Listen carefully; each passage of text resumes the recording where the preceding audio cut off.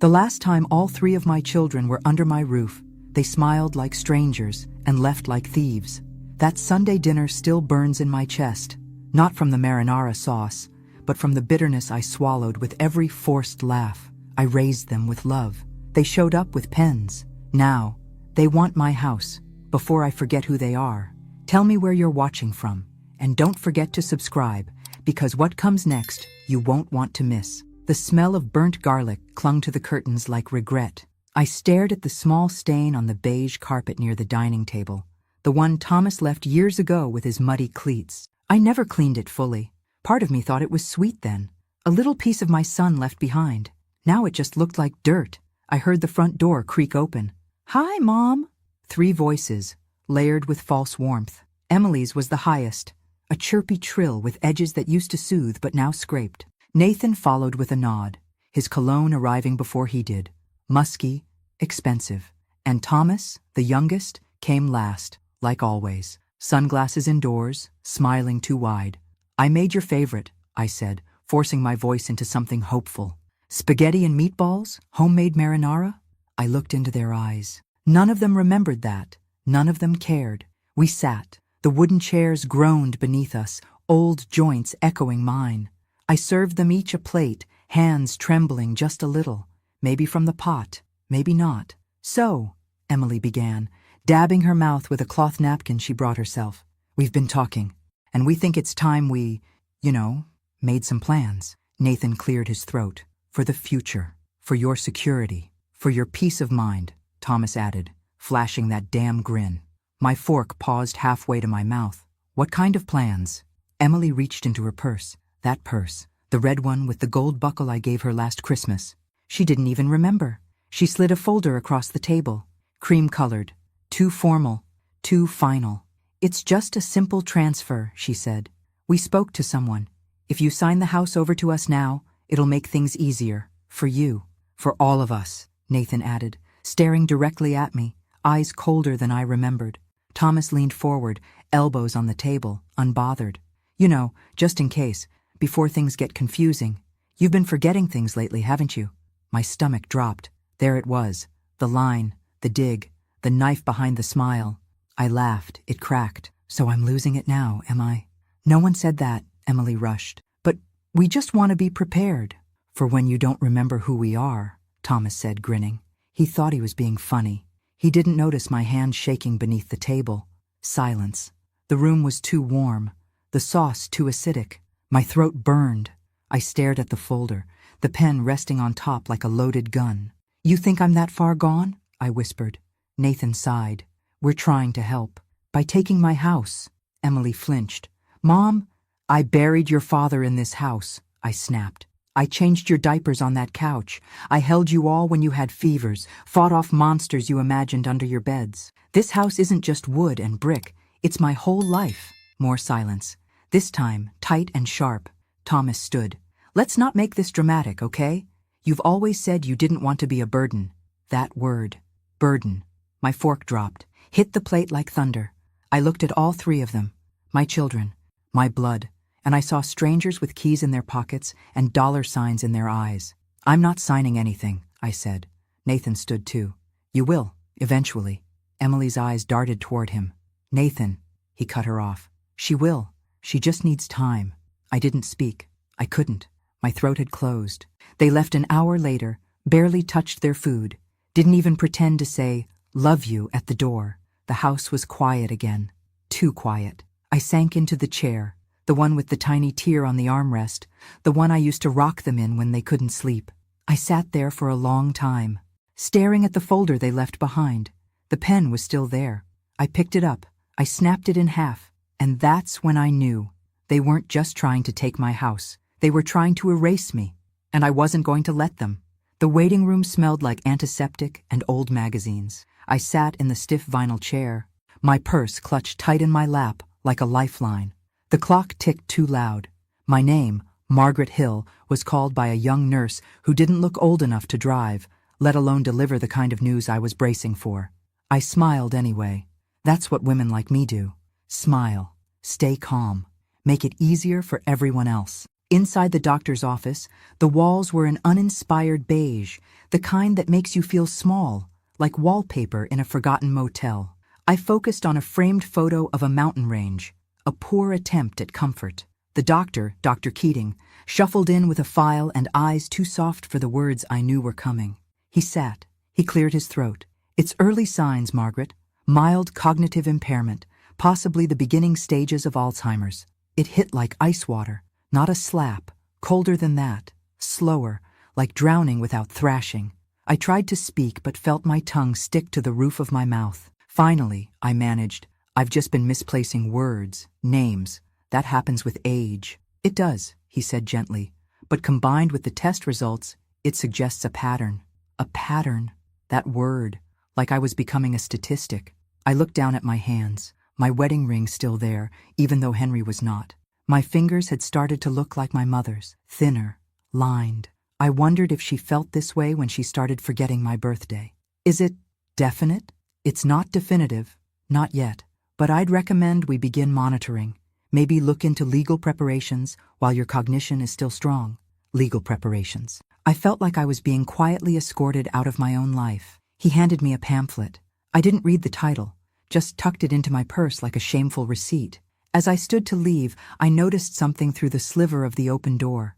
A movement. I took a step closer, squinting. Thomas, my youngest, the one who used to cry when I left for work. He was outside the door, standing with his back against the wall, his face half hidden behind his phone. I froze. He wasn't supposed to be here. He didn't notice me. Or maybe he did and didn't care. He was scrolling, laughing at something, standing outside the room where I was just told my mind might be dissolving. I stepped out. "Thomas?" He startled, looked up, just a second too late to make it look natural. "Oh, hey," he said, stuffing the phone into his jacket. "I was just, wanted to check in, see how it went." "How did you know I was here?" He hesitated. "Emily mentioned it." I felt my chest tighten. That wasn't true. I hadn't told any of them. I didn't want to worry them. Or maybe I didn't want to give them ammunition. "I didn't think you'd be interested," I said. His face changed then, just for a flash, like he'd realized I wasn't quite as gone as he hoped. "I'm always interested, Mom," he said smoothly. "We just want what's best for you." That phrase again. I walked past him without answering, the pamphlet in my purse rustling like a whisper. When we got to the car, he offered to drive. "No," I said. He tried to insist. I said no. My voice had an edge he wasn't used to. He backed off. I got into the driver's seat and locked the doors before he could say anything else. The ride home was silent, just the humming of old tires on cracked pavement. I thought of how he used to ask me to sing along to the radio. Now he sat in the passenger seat, checking his phone, probably texting his siblings. By the time I pulled into the driveway, something had shifted inside me. They weren't circling me like worried children. They were vultures, and I realized something chilling. They weren't waiting for me to lose my mind. They were hoping I would. As he got out of the car and mumbled a goodbye, I stayed behind. I watched him walk away, tall and careless, the same boy I once held through a fever, now grown into a man I didn't recognize. I sat there gripping the steering wheel, and in that moment I knew this wasn't about care. It wasn't about love. It was about control, and they weren't going to get it, not without a fight. I found the documents by accident. I wasn't snooping. I was looking for the blue envelope, the one where I kept the last birthday card Henry gave me. I hadn't read it in a while, and that day I needed to. I needed his voice in my head again. The soft way he used to call me Mags, how he always added those ridiculous little hearts in his handwriting like a teenager. Instead, I found a folder tucked behind my file cabinet drawer, one of those old metal ones that sticks halfway open and always pinches your fingers if you're not careful. This folder was new, too new, sharp corners, no dust. When I opened it, my stomach dropped. Legal papers, property transfer forms, a copy of the deed to my house, my name, my signature. Except I didn't remember signing them. The room felt smaller, hotter. I sat down hard on the edge of the bed, papers spilling onto the quilt. I stared at the signature.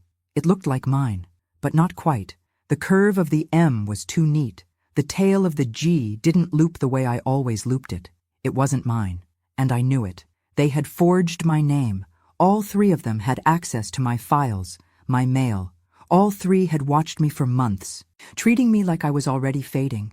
And now they were erasing me, one line at a time. I grabbed the phone.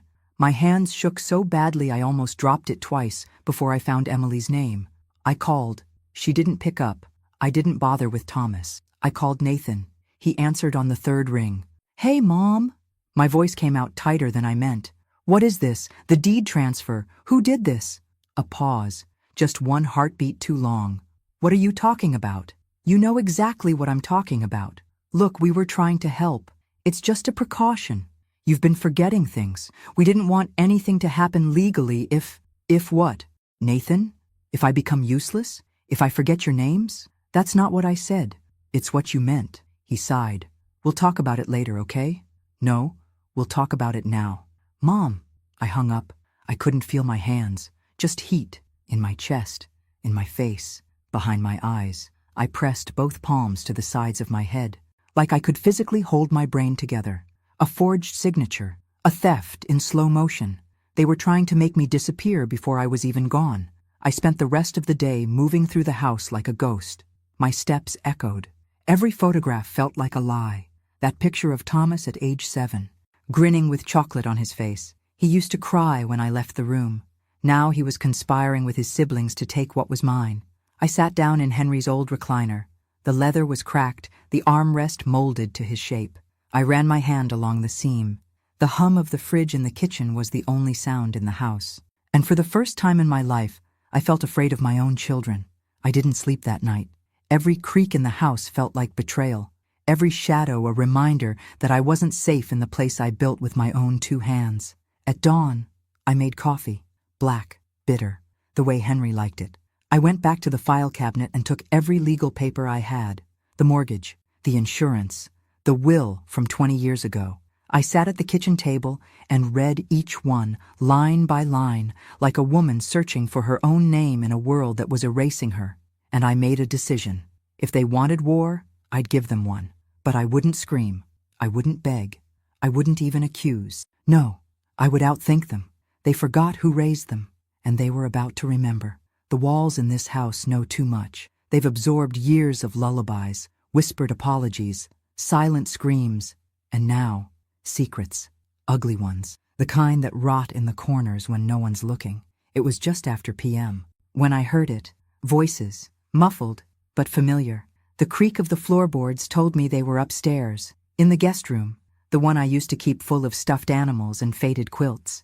I crept out of my room, barefoot, one hand braced on the banister. The wood was cold, the air sharp with the scent of Emily's overdone lavender perfume. My robe dragged just a little against the floor. I didn't care. They didn't know I was awake. I stopped just outside the door, the one left open just a sliver too wide. Their voices filtered through. Thomas, laughing. "We'll put it on the market before the end of summer. The realtor said the neighborhood's peaking." Emily, "We need to act fast, before she changes her mind. Or before she—" Nathan cut her off. "She's not changing her mind. She signed the damn thing. We just need to file it." Silence. Then a laugh. Low. Cold. "She doesn't even remember signing it," Nathan added. "And if she does, we'll say she's confused. Who's going to believe her over the 3 of us?" My breath caught. They were planning this. All of it. Deliberate. Coordinated. Cruel. Not confused concern. Not misguided protection. This was theft, camouflaged as love. I backed away slowly. My heel hit a loose board, and it let out a soft click. I froze. The voices stopped. I didn't breathe. Then Thomas said, too loud, "Did you hear that?" I turned, moved quickly, quietly, down the stairs, into the kitchen. The chair scraped as I pulled it out and sat, just as Emily came down with that fake sweet smile barely glued to her face. "Hey, Mom," she said. Too light. "You okay?" I looked up slowly, straight into her eyes. "Couldn't sleep," I said. Behind her, Nathan hovered on the stairs. Thomas lingered behind him like a shadow. "Something on your mind?" Emily asked, pulling the kettle from the stove. She wasn't making tea. She was buying time. I shrugged. Just thinking about the house. The pause in her hands was microscopic, but I saw it. "Oh? I've lived here for 40 years, I said, gently tapping the table. "Every crack in this floorboard has a memory in it. I don't think I could ever leave." Thomas entered now, trying too hard to sound casual. "Well, it's just a house, Mom." "No," I said quietly. It's my house. The silence was thick. Nathan shifted his weight. Emily looked down. You all forget, I added, that this place was paid off with your father's overtime, with my second job at the diner, with skipped vacations, with sacrifices you never even knew about. Emily tried to interject, but I raised a hand, surprised myself, honestly, by how steady it was. I might be forgetful, yes. I might lose words, lose names, lose moments. But what I won't lose is my instinct, and right now it's screaming at me. None of them spoke. I stood slowly. My knees cracked, my spine ached, but I met their eyes one by one. When the time comes, I said, you'll remember this conversation. Nathan's jaw tightened. Are you threatening us? I smiled. It didn't reach my eyes. No, Nathan. I'm remembering. I walked away, my feet steady against the cold tile. They had tried to hide their betrayal behind closed doors, but they forgot something vital. This is still my house, and it hears everything. The lawyer looked like he should have been on a golf course, not behind a desk. Khakis, loafers, smiled too wide, talked too fast. Nice to finally meet you, Mrs. Hill, he said, extending a hand I didn't want to shake. His office smelled like stale coffee and laminate. Cheap, efficient, no soul. Call me Margaret, I said, sinking into the stiff leather chair. My bones were tired, but not weak. He glanced at the file in front of him, then at me. I understand you're here about some confusion regarding property transfers? Something like that. He smiled again, but this time it faltered. I wasn't here for small talk. I'd also like to revisit any assets from my father's estate, I added. His name was Edward Harris, passed in, and that caught him. He blinked. That's a while back. You believe there's something unresolved? I don't believe. I know. He nodded slowly, fingers already moving across his keyboard. Give me a moment. We'll pull the file from archives. I waited. 10 minutes, then 15. I stared at a picture frame on his desk. His family, I assumed. Wife, 2 daughters, a golden retriever. Everyone smiling. Everyone pretending things last forever. They don't. Ah, he said finally. Here we go. Looks like your father did leave behind a fund, set up through a private trust. It was designated to pass directly to his daughter, you, upon your mother's death. I sat up straighter. She passed in, I said. He nodded, lips pressed into a tight line. Yes, so the transfer should have occurred then. Should have? He hesitated, scrolled again, then frowned. Well, it shows here that the fund was claimed, in full, signed for, by me? He didn't answer right away, just flipped the screen slightly toward me. My name, my father's trust, my inheritance, and a signature. Not mine, not even close. Everything in my body went still. Who? I whispered. He scanned again. There's a notation here. It was authorized by a Nathan Hill, my son. My son took my father's money 12 years ago. I stared at the screen. A single line of black ink, a fake name, a false moment. He didn't even tell me, didn't ask, didn't even pretend. I felt my throat close, like grief trying to claw its way out. Are you okay, Mrs. Hill? No, but I nodded. I walked out of that office with a copy of everything, clutched the papers to my chest like a lifeline. My car felt foreign when I sat inside, the air stale, the steering wheel rough beneath my palms. 12 years. He'd been sitting on this secret for 12 years, watching me struggle to fix the roof, watching me clip grocery coupons, watching me sell my jewelry when Henry got sick, and he said nothing. That night, I sat in the living room, lights off, house silent. I thought about my father, about how proud he was the day I bought this house with Henry, how he said, "You're doing better than we ever did, Mags." I thought about how I never asked him for anything, and still, he tried to leave me something, a gesture of love, tucked away for when I'd need it most. Nathan stole that love from me, and didn't even flinch. I sat with the anger, let it fill me. Let it settle. Then I opened a new file on my desk, labeled it Contingency, because this wasn't about grief anymore.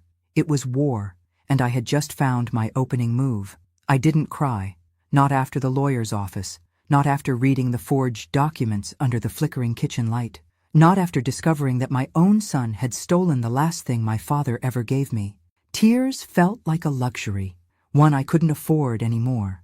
Instead, I began my day at a.m., same as always. Toasted 1 slice of rye bread, black coffee, no sugar.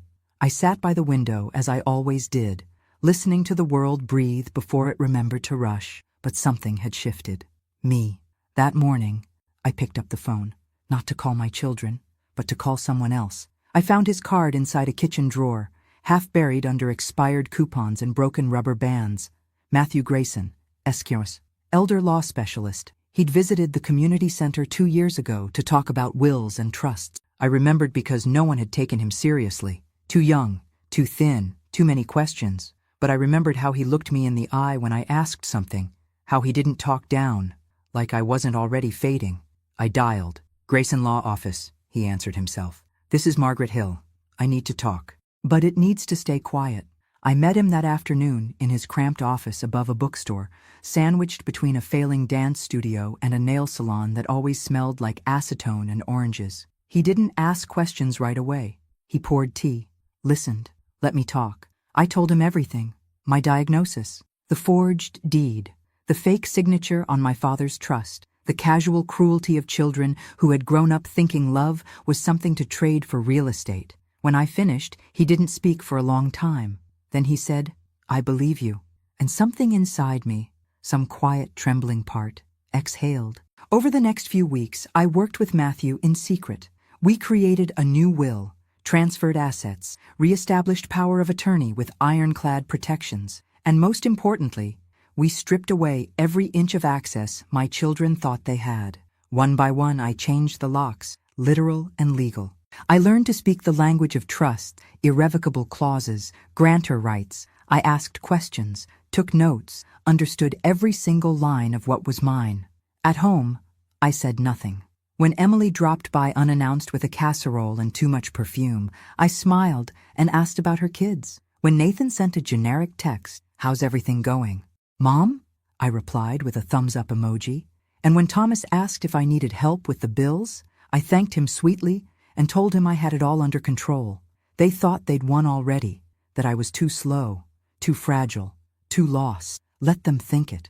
Let them believe they were dealing with the same woman who ironed their graduation gowns and stayed up all night baking birthday cakes with boxed mix and tired eyes. They didn't know me now.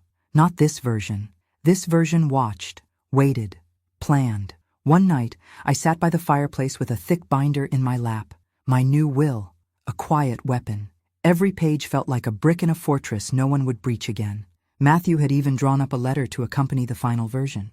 I read it out loud to myself. To my children, you taught me what forgetting feels like. I hope you never forget this. The last thing I did that night was write 3 dates on the back of an old receipt. Each one marked a step, a decision, a silence. They thought I was breaking, but I was building. And soon, they'd see exactly what I'd built, when it was too late to stop it.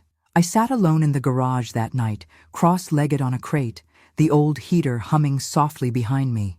Boxes were stacked to the ceiling, memories packed away in cardboard, labeled in Henry's handwriting, X-Mass, Emily's art, mags, old work files. Dust floated in the slant of the overhead light like time suspended mid-air. I pulled down the heaviest box. Mags, old work files. Inside, my life before I was just mom. Old business cards, worn notebooks, laminated name tags from the law office I worked at before the kids were born. Back when I had a corner desk and a window and an inbox with my name typed neatly on the label. I had forgotten how much I had given up, not lost, given, willingly, for them. The garage door groaned as wind pushed against it. A branch scratched the siding. I didn't flinch. I kept reading. Letters I wrote to Henry when he was stationed overseas. A rejection letter from Columbia Law. I had kept it like a scar. A silent reminder. And buried under a folder of tax returns was a small photo, one I hadn't seen in years. Emily in her first dance recital, Nathan with a baseball trophy too big for his little arms, Thomas asleep on my chest, sticky with ice cream. I stared at it for a long time. Then I stood and walked into the kitchen, laid it gently on the table. Next to it, I placed my last heating bill, because it was me who paid that, not them. It was me who worked doubles when Henry got laid off It was me who pawned her engagement ring to pay for Nathan's braces. It was me who skipped every vacation for a decade so Emily could go to art school in New York and never once came home for Thanksgiving after. It was me who let Thomas move back in for just a few months after college, and he stayed 2 years without paying rent. I remembered every sacrifice, and not once did they say thank you. When Henry got sick, I didn't ask them for help, not because I didn't need it, but because they were already too busy, too distant, too comfortable letting me carry the weight alone. I cooked, bathed, and held him through every coughing fit, every fall. Every day he forgot his own name, but remembered mine with trembling lips. And after he died, they didn't even stay through the full week. Nathan had a conference. Emily had a gallery opening. Thomas didn't even show. They only remembered me when a lawyer called. Now they hovered like flies around a wound, waiting for me to rot. But I wasn't done. Not yet. I went upstairs, opened my closet, pulled out the brown leather journal I had kept hidden since. Inside were records, receipts, journals of every loan I gave them, every unpaid promise, every missed visit, each one dated and detailed. I wasn't keeping score back then, but now I needed the full picture, because when people rewrite your story, the only way to survive is to make sure your truth is louder than their fiction. I flipped to a blank page and wrote, "They think I forgot. I remember everything." The pen shook, but not from weakness, from rage, from clarity, from a fire I thought had died with Henry, but had only gone quiet for a time. The next morning, I got dressed in my Sunday best. Pearls, hair curled, lipstick like armor. I wasn't going to church, I was going to war, and this time, I wouldn't be the one kneeling. The courthouse smelled like dust and bureaucracy, ink, old wood, and quiet resentment. I sat across from Matthew Grayson in a narrow hallway with flickering lights and water stains on the ceiling tiles. He slid a thick folder across the bench toward me. "This," he said softly, "is everything. New will, trust established, durable power of attorney, living directive. You're protected." I ran my fingers over the folder. Smooth, heavy, final. I swallowed hard. "Will they know?" "Eventually," he said. "But not today." Good. Today wasn't for them. Matthew stood and straightened his tie. "You ready to file?" I looked up at him, then nodded. I was ready the moment they tried to erase me. Back home, I pulled into the driveway and just sat in the car for a while. The house looked the same, but I didn't. There was something sharper in my reflection in the rearview mirror, a squareness to my jaw, an unfamiliar stillness in my eyes, not soft, not sad, just resolved. Inside, I made tea, chamomile. I added honey, not for sweetness, but for steadiness. The house was quiet, a rare moment of calm, but I wasn't naive enough to think it would last. The phone rang just after noon. Thomas. I let it ring once, twice, then answered. "Hi, Mom." Cheerful, too cheerful. "What do you need, Thomas?" A pause. He laughed. "What makes you think I need something?" "Because you always do." "I was just checking in. Wanted to see how you were feeling." "Fine," I said. "Busy." "Oh, yeah? With what?" He didn't mean it. It wasn't curiosity. It was surveillance. "I've been learning," I said, "about trusts and estate law, and how easy it is for someone to commit fraud." Silence. Then, "Is this about the papers?" "Mom, no," I said, voice flat. "This is about me, and the fact that you forgot I was still here." He was quiet. Then, "We were just worried." "You weren't worried. You were waiting." I ended the call. The next day, I met Matthew again, this time in his office where we finalized everything. He double-checked the filings, confirmed the security of the trust, every asset now locked down, redirected, and irreversible. My house? No longer in my children's reach. The bank accounts? Protected by layered authorizations they'd never break. My legacy? Now written in stone. On the walk back to my car, I passed a bookstore and stopped in front of the display window. A memoir sat on the shelf, The Silent Women Speak Loudest. I almost laughed. Back home, I stood in the living room and looked around. At the photos, the couch where Thomas used to nap, the fireplace where Emily would hang stockings, the kitchen where Nathan spilled orange juice and cried over college rejection letters. And then I looked at the folder in my hands. Not just paper and ink, but armor. They thought I was weak. They thought memory loss made me disposable. But I remembered something they didn't. I built this family. I held it together. And now I was setting it free. Not for them. For me. It started with cinnamon. The scent drifted through the house like memory. Warm, sweet, familiar. I hadn't made my apple cobbler in years, not since before Henry got sick, but tonight it was back on the menu. I set the table with my best dishes, the wedding china, white with tiny gold vines along the rim, the set we only used on holidays, and once on the night Henry told me he was dying. Tonight, I would use it for something else. Justice. I lit candles, folded napkins. I even played the old Frank Sinatra record they all used to roll their eyes at.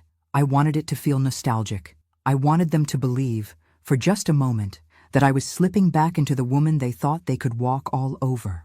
They arrived right on time. Emily was first, heels clicking on the hardwood like accusations. Nathan came in behind her, his phone glued to his palm. Thomas brought a six-pack of craft beer like a frat boy at a potluck. "Wow," Emily said, taking in the table. "This looks amazing, Mom." I smiled. "Trying something special," I said. "Thought we could have a nice night, like old times." They relaxed, just a little. We ate, we laughed, or they did anyway. I watched, listened, waited. Halfway through dessert, I stood. "I almost forgot," I said, wiping my mouth with my napkin. "I have something for you all." Emily perked up. Nathan glanced up from his phone. Thomas tilted his head like a puppy. I walked to the sideboard, picked up the envelope, the one with gold trim and thick paper. "I made some updates," I said. "To the will, the house, everything." Emily's smile twitched. "What kind of updates?" Nathan asked, already tense. I took a deep breath. "I've decided to make some changes to how things are divided." Thomas scoffed. "Mom," I cut him off. "No, you listen." They froze, not because I was loud, but because I wasn't. "I know what you did," I said, placing the envelope on the table. "All of you." Their eyes darted to each other, a silent ping-pong of guilt. "I know about the forged documents, about the trust my father left me that Nathan cashed out behind my back. I know about the lawyer you visited, the conversations you thought I didn't hear, the plans you made for this house." Emily's mouth opened, then closed. Nathan's jaw clenched. Thomas stared at his plate. "I may forget names, dates, sometimes why I walk into a room, but I will never forget this." Silence. I slid the envelope across the table. Inside is the updated will. Everything has been placed into a trust, irrevocable, ironclad. My house is no longer yours to fight over. Thomas looked up. "What the hell, Mom? What the hell?" I repeated, voice low. "You forged my name, Thomas. You tried to steal from me." He stood. "You're paranoid." I stood too, calm. "Then sue me," Emily whispered. "Mom, you're being dramatic." "No," I said. "For the first time in decades, I'm being clear." I turned to Nathan. "And you stole money meant to protect me, money my father left for me, and you kept it through all the years I struggled, through Dad's illness, through every sacrifice I made. You never once came forward." His face was pale. "I was going to pay you back." "No, you weren't," I said, "and now you won't have the chance." I stepped back. "I'm not leaving you with this house, or my money. I'm not leaving you with anything but the truth." Their chairs scraped back as they stood. Voices rose. I didn't respond. I walked to the kitchen and poured myself a glass of water, let their noise fade behind me. When I returned, they were already halfway out the door, too shocked to yell, too embarrassed to cry. I watched their backs disappear into the dark, and for the first time in my life, I didn't feel like a mother. I felt like a woman reclaiming her name. The letters went out the next morning, 3 envelopes, thick, white, and sealed with a weight far heavier than ink or paper. One for each of them. No ceremony, no warning, no dramatics. I didn't text them, didn't call. They'd done enough talking. Inside each letter was a personal message, handwritten, deliberate, final. Not just a statement of truth, but a reckoning. To Emily, I wrote, "You always spoke of art, beauty, legacy, but when it came to mine, you saw only opportunity. You used my fading memory as a ladder. You stepped on my dignity with designer heels. This house will not be your gallery." To Nathan, I wrote, "You were always the leader, the decision maker, but you made choices for me, not with me. You stole from me before I even knew I was missing something. The trust my father built for me, you spent it on yourself. I hope it bought you everything you thought I didn't need." To Thomas, I wrote, "You used to cry when I left the room. Now you laugh when you leave with pieces of me. You thought being the youngest gave you license to take without giving back. But the boy I held in my arms is gone. I don't recognize this man, and I don't owe him a damn thing. I signed each letter not with Love Mom, but with my full name, Margaret Hill. Not just a mother, a woman, a witness, and now a wall you will never climb again. Then I made one final stop. It was a small office, near the edge of town. Brick building, faded blue awning, St. Eliza's Shelter for Women. They knew who I was when I walked in.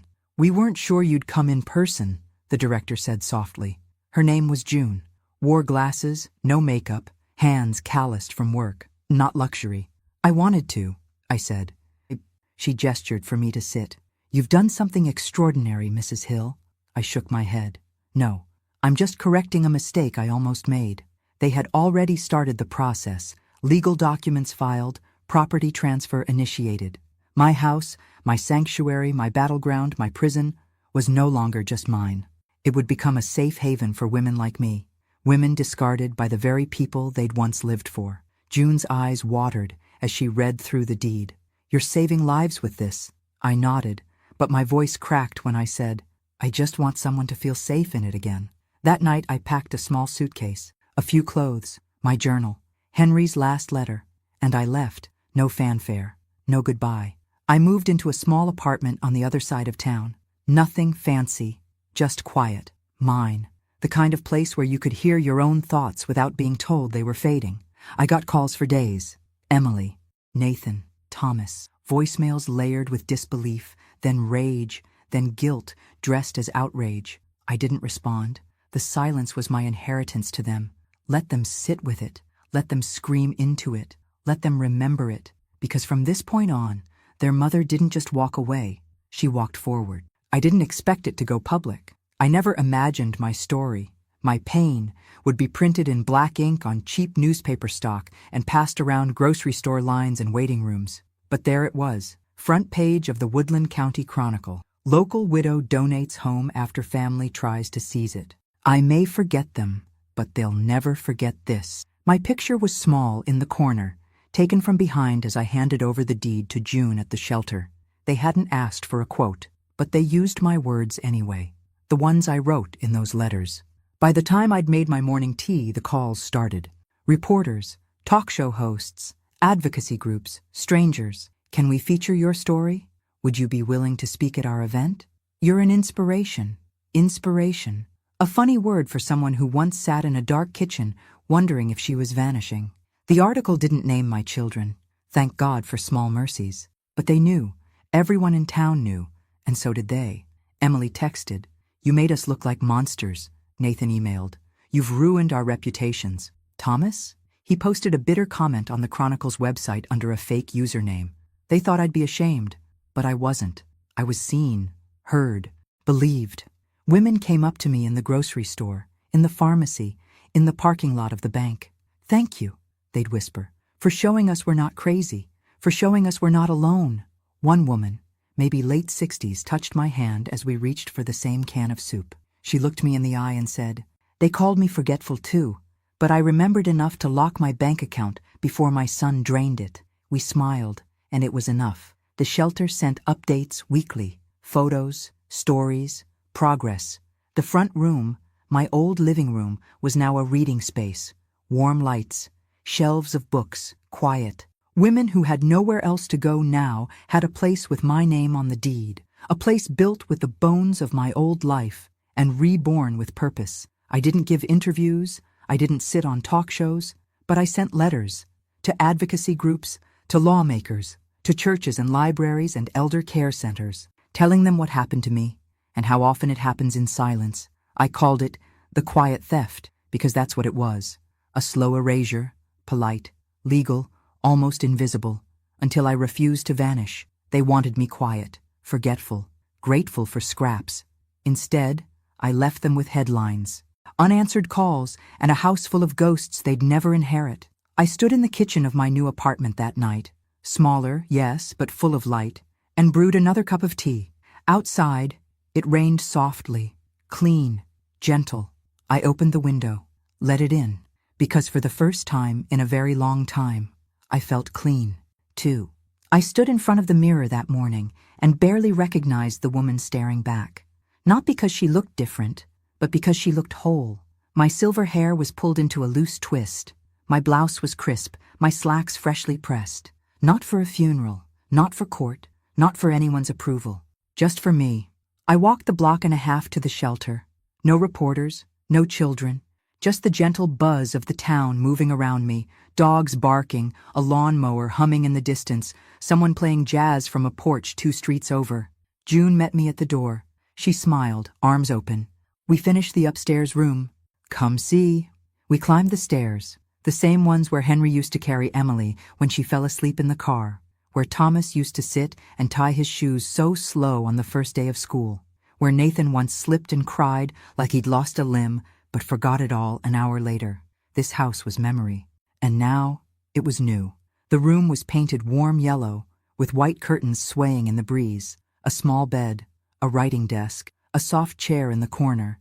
It smelled like lavender and wood polish. It's the quiet room, June said, for the ones who need a place to think, to breathe, to be alone, but not forgotten. I didn't answer.